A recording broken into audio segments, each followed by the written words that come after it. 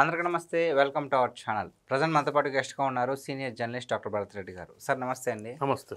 Sir ఒక చిన్న example ఏంటంటే, మనం ఎవరైనా పెళ్ళికి గానీ, బర్త్‌డేకి గానీ వెళ్ళినప్పుడు వాళ్ళకి ఒక గిఫ్ట్ ఇస్తాం. సో, గిఫ్ట్ ఇచ్చాక కొన్నాళ్ళ తర్వాత వాళ్ళకి మనకి ఏదో వివాదం వచ్చింది అని చెప్పేసి, మనం ఆ గిఫ్ట్ మళ్ళీ వెనక్కి అడగం. సో, ఇదే తరహాలో జగన్మోహన్ రెడ్డి గారు మరి సరస్వతి పవర్ ఆస్తుల్ని వాళ్ళ తల్లికి ఇవ్వడం జరిగింది. దాని తర్వాత గిఫ్ట్ డీడ్‌గా ఇచ్చింది వాళ్ళిద్దరికీ వైరం అయిన తర్వాత ఎన్‌సీఎల్‌టీలో కేసు వేయడం జరిగింది. జగన్మోహన్ రెడ్డి గారు విన్ అయ్యారు. కానీ దాని మీద అసంతృప్తిగా ఉన్న విజయమ్మ గారు ఏం చేశారు అంటే, ఇక్కడ నాకు న్యాయం జరగలేదని చెన్నై ఎన్‌సీఎల్‌టీలో కేసు వేయడం జరిగింది. సో, దీని మీద మీ అభిప్రాయం ఏంటి సార్ అసలు? అసలు కేసే విచిత్రమైన కేసుగా మనం చెప్పొచ్చు. అవును సార్. ఎందుకంటే ఏ కొడుకు కూడా తల్లి మీద కేసు వేసే సందర్భాలు చాలా అరుదుగా ఉంటాయి. హ్మ్. అన్నదమ్ముళ్ళు, అక్క చెల్లెళ్ళు, కుటుంబాల్లో కేసులు వేసుకుంటూ ఉంటారు ఆస్తుల కోసం.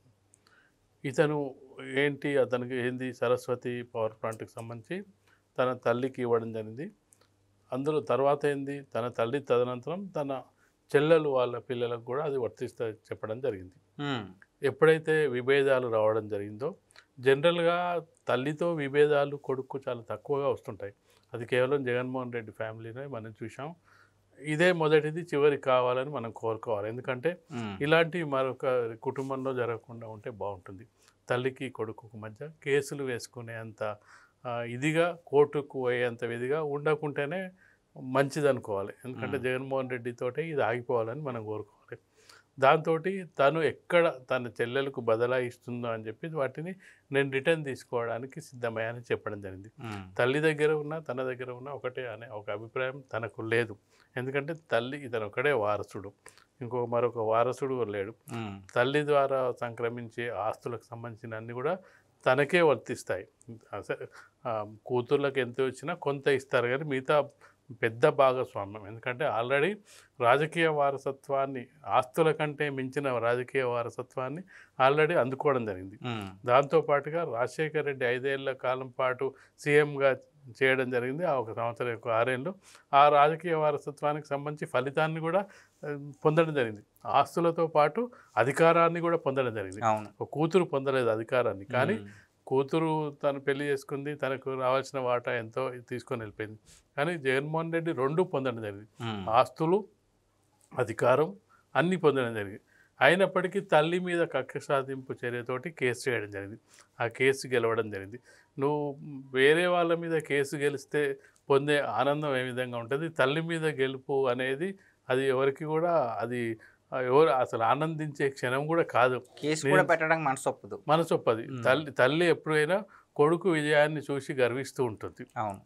తన కొడుకు అంటే ఒక సీఎం అయినా, ఒక రాజకీయ నాయకుడైనా, ఒక ఐఏఎస్ అయినా, ఐపీఎస్ అయినా ఆనందిస్తుంటుంది. ఆ ఆనందం కోసమే వైఎస్ రాజశేఖర రెడ్డి మరణించిన తర్వాత తాను స్వయంగా పార్టీ గౌరవ అధ్యక్షురాలుగా ఉండి ప్రజల్లోకి వెళ్ళి నా బిడ్డను మీకు అప్పగిస్తున్నాను, మీరే చూసుకోవాలని చెప్పి ప్రజలకు చెప్పి అధికారం రావడానికి తన వంతు పాత్ర కూడా కృషి చేయడం జరిగింది. ఒక సాధారణ ఒక హౌస్ వైఫ్ మహిళగా ఉండి రాజశేఖర రెడ్డి సీఎంగా ఉన్న సందర్భంలో ఎప్పుడు కూడా పెద్దగా రాజకీయాల్లో లేని వ్యక్తి, అంటే భర్తకు కూడా పెద్దగా సహాయ సహకారాలు అందించని ఒక మహిళ.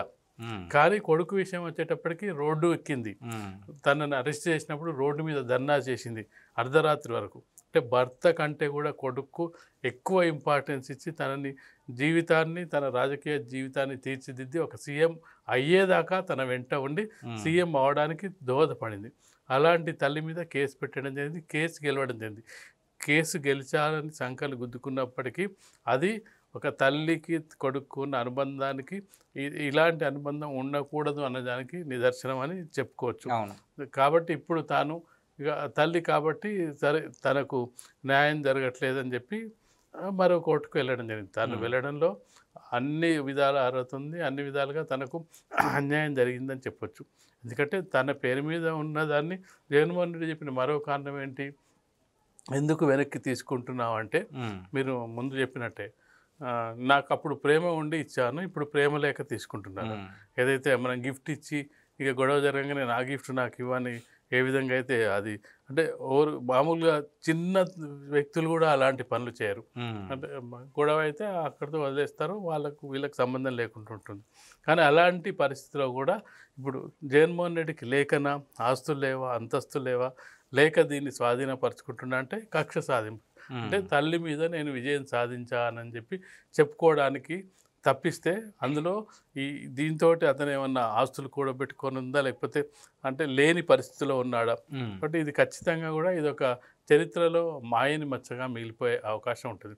జగన్మోహన్ రెడ్డి 5 ఏళ్ల పాలనకు సంబంధించి ఏదైతే అవినీతి అక్రమాలు, లిక్కర్ స్కామ్ ఏ విధంగా అయితే ప్రజలకు బయటపడ్డాయో, ఇలాగా తల్లి మీద కేసు వేసిన కొడుగ్గా చరిత్రలో నిలిచిపోయే అవకాశం ఉంది. అందుకే నేను మొదట్లో చెప్పింది అంటే ఇలాంటి పరిస్థితి ఎవరికి రాకూడదని మనం కోరుకునేది కూడా అందుకే.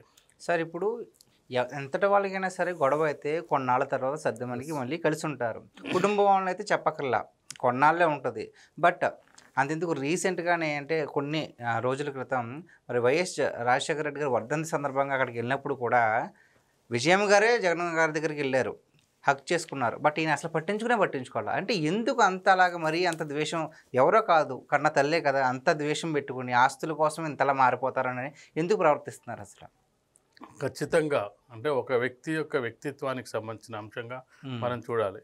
తను ఒకరి మీద ద్వేషం పెంచుకుంటే, కోపం పెంచుకుంటే తల్లైనా చెల్లైనా ఎవరైనా ఆ విధంగానే వ్యవహరిస్తారని చెప్పడానికి నిదర్శనం.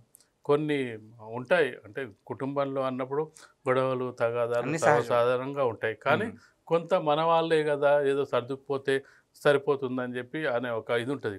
తాను పెద్ద వ్యక్తిగా, పెద్ద అంటే ఏజ్లో తన కన్న తల్లి ఏజ్లో పెద్ద ఇలాంటి వ్యక్తి దగ్గరికి వచ్చినప్పుడు ఖచ్చితంగా ఒకవేళ తాను మాట్లాడకపోయినా ఇతను మందలించాల్సిన అవసరం ఉంటుంది. మనం పెద్దవాళ్ళు కొన్నిసార్లు కోపాలకు పోతుంటారు. కోపాలకు పోయినప్పుడు మనమే దగ్గరికి వెళ్ళి ఏదో వాళ్ళను సంజాయించే ప్రయత్నం చేస్తారు. అయినా వాళ్ళు వినిపించకపోయినా నమస్తే పెట్టి వస్తాం. కనీసం ఒక గౌరవంగా. తన తల్లి దగ్గరికి వచ్చినప్పుడు పట్టించుకోవట్లేదంటే అంటే అతని మనస్తత్వం ఏ విధంగా ఉంటుంది, ఆ మనస్తత్వానికి సంబంధించి కేవలం పదవి, ఆస్తి, డబ్బులు తప్పిస్తే కుటుంబము, తల్లి, చెల్లి, ప్రేమ ఇవేవి లేని వ్యక్తిగా మిగిలిపోయే అవకాశం ఉంటుంది.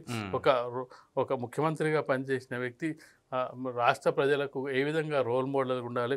నువ్వు రేపు ఎక్కడన్నా ఒక మీటింగ్కి వెళ్తావు, మీటింగ్కి వెళ్ళినప్పుడు నీ దగ్గరికి ఎవరు వస్తారు, మా కొడుకు నన్ను బాధ పెడుతుండో, తల్లి బాధ పెడుతుండో అని చెప్పి నీకు చెప్పే రైట్ ఏ విధంగా ఉంటుంది?